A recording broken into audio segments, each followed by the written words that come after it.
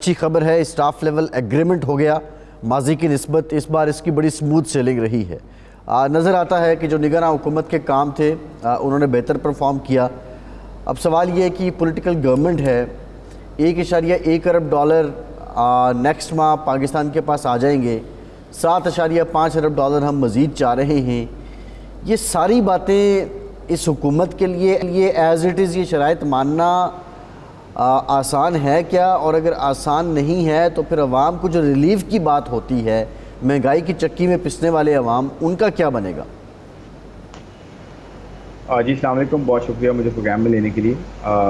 देखें, आवाम को मुझे लगता है कि पेन मज़ीद मिलेगा और इसमें वक्त लगेगा जब तक जो है इन्फ्लेशन में कमी होती है। जो IMF का प्रोग्राम है ये वाला, तो आपने बिल्कुल सही फरमाया कि इसका काम ऑलरेडी काफ़ी हद तक हमने इसके क्राइटेरिया मीट कर लिया था और वो सारे डिसीजंस किए थे जिसका IMF ने जो है मुतालबा किया था, और उसकी हमने एक कॉस्ट भी पे की। महंगाई की सूरत में, शरह सूद बहुत ज़्यादा बढ़ने की सूरत में, का जो करेंसी है उसको वीक होने की सूरत में, और उसका इम्पैक्ट फिर इंडस्ट्रीज़ पे आने की सूरत में, अनएम्प्लॉयमेंट की आने की सूरत में, पॉवर्टी बढ़ने की सूरत में, ये बड़ी कॉस्ट्स हैं।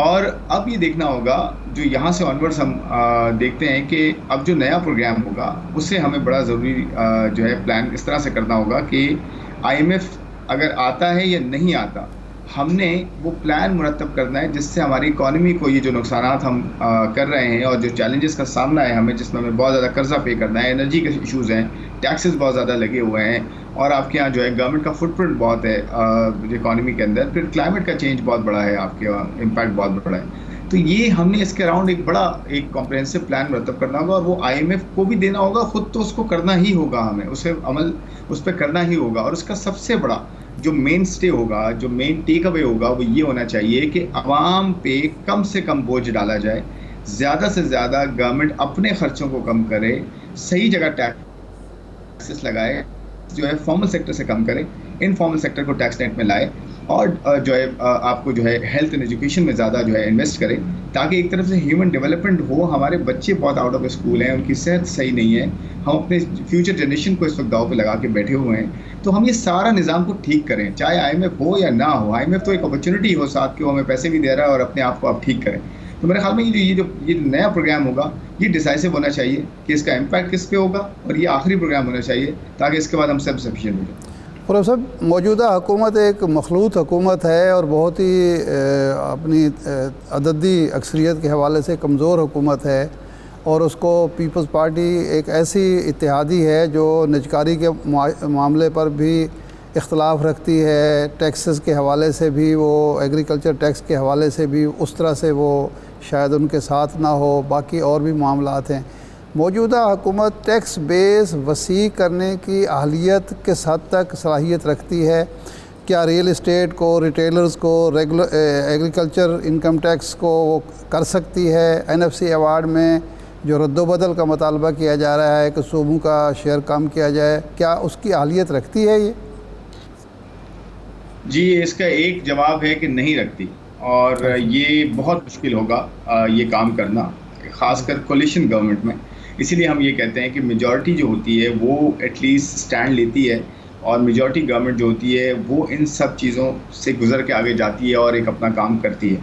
तो यहाँ पे एक मेजॉरिटी गवर्नमेंट की बहुत ज़रूरत थी, लेकिन नेवरदलेस अगर कोलिशन गवर्नमेंट है, और मैं ये कहता हूँ मुमकिन सब कुछ है, कि अगर पॉलिटिकल विल है ना सारे स्टेक होल्डर्स की, कि एक तरफ सारे हमारे लीडर्स जो हैं, पॉलिटिकल लीडर्स जो हैं, पॉलिटिशियंस जो हैं, वो कॉन्स्टिट्यूशन को अपहोल्ड करते हैं और डेमोक्रेसी को आगे लेके चलते हैं, और अपने ये जो इश्यूज़ हैं इनको मिल के तय करते हैं कि ठीक है, हम सबका रोल है, हम सब ने पीछे हुकूमतें की हैं, हम सब ने ये प्रॉब्लम्स क्रिएट किए हैं, तो हमने सब ने ही इसको हल करना है, ये एक सोच आ जाए।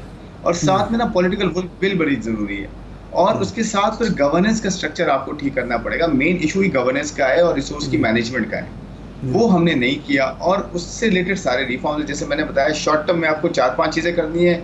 कर्ज़ों को जो है आपको मैनेज करना है, फिर आपको एनर्जी को ठीक करना है, टैक्सेस को जो है कम करना है, प्राइवेटाइजेशन की तरफ ज़्यादा जाना है, और क्लाइमेट चेंज को जो है हैंडल करना है। उसके साथ साथ सबसे बड़ा जो इशू इस वक्त जो लॉन्ग टर्म में हमें बहुत बड़ी रिस्क जो हमारे लिए खड़ा हो रहा है, वो है आपके बच्चे आउट ऑफ स्कूल।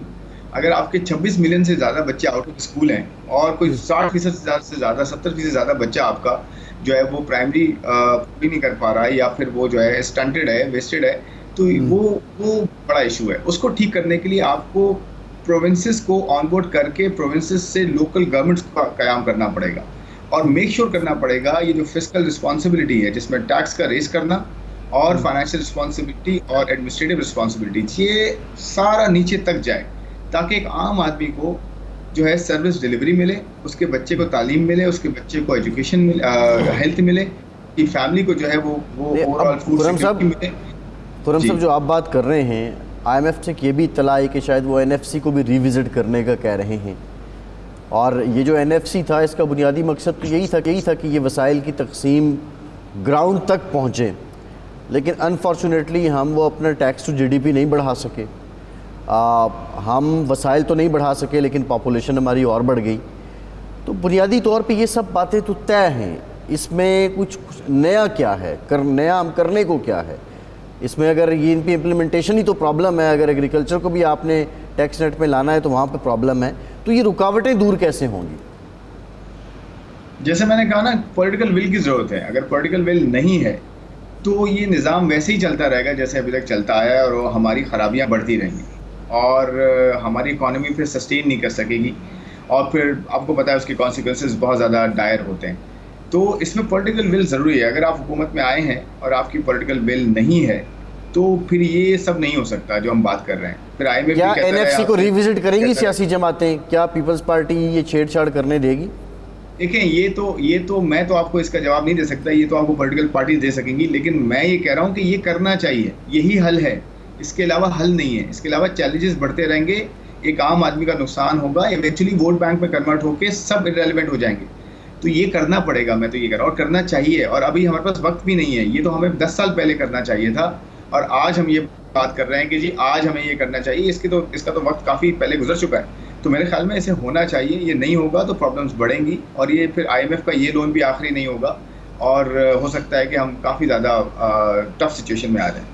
आपके तजर्बे की रोशनी में मौजूदा FBR जिस पे करप्शन के इल्ज़ामात हैं, नाअहली के इल्ज़ामात हैं, शहबाज ज़ैदी साहब कहते हैं कि वो काम ही नहीं करने देते, मौजूदा ब्यूरोक्रेसी, उसकी मौजूदगी में गवर्नेंस बेहतर हो सकती है? आपका टैक्स वसूली का निज़ाम बेहतर हो सकता है? अच्छा, इस मामले में केयरटेकर गवर्नमेंट मिनिस्टर फाइनेंस ने एक अच्छा स्टेप शुरू किया था, जिसके अंदर पॉलिसी और कलेक्शन को अलग करने की बात की गई थी। और इसमें दुनिया में भी ऐसा होता है कि जो इनलैंड होता है वो कस्टम से अलग होता है, अलग से सेपरेटली मैनेज होता है, और सिर्फ 27% दुनिया के करंट जो मिला के चलते हैं। बाकी जो 63% हैं, रफली 73%, वो जो है सेपरेटली मैनेज करके चलते हैं इन दोनों जो है एरियाज, और उससे इफेक्टिवनेस आती है, उससे टैक्स की एफिशिएंसी आती है, उससे कलेक्शन में बेहतरी आती है। तो ये जो निज़ाम है हमारा इस वक्त, डेफिनेटली वो जो है फेलियर की तरफ गया है, और FBR का डायरेक्टली जो है जो कंट्रीब्यूशन है डायरेक्ट टैक्स में, वो तो बहुत कम है, ना होने के बराबर है, और उसका इम्पैक्ट बिजनेसेस पे जो है वो बिजनेसेस को ज़्यादा जो है वो इशू करने में ज़्यादा आया है, ज़्यादा प्रॉब्लम क्रिएट करने में ज़्यादा आया है, ज़्यादा दिन ये कि कुछ आसानी पैदा की जा सके। तो हमें 2 काम करने हैं, पॉलिसी और कलेक्शन को तो अलग करना ही करना है, साथ में डिजिटाइजेशन की तरफ जाना है। और ये जो हमारी बहुत सारी ऐसी ऑर्गेनाइजेशंस हैं जिसमें नादरा है, बैंक्स हैं, और जो है डिफरेंट जो है वो ऐसे पॉइंट्स हैं जहाँ से आप डेटा लेते हैं, इंडिविजुअल्स का, कॉर्पोरेट्स का, सबका, इनको जो है इंटीग्रेट करना है, ताकि जो है आपकी सिस्टम में स्कैनिंग जो है वो हो सके कि कोई भी इंडिविजुअल हो या कंपनी हो या कोई भी हो, पार्टनर्स हो या फर्म हो या कोई भी एंटिटी हो, उसकी जो इन्फॉर्मेशन है वो आपके पास हो, ताकि आप उस पर सही से उसको जो है वो रेगुलेट कर सकें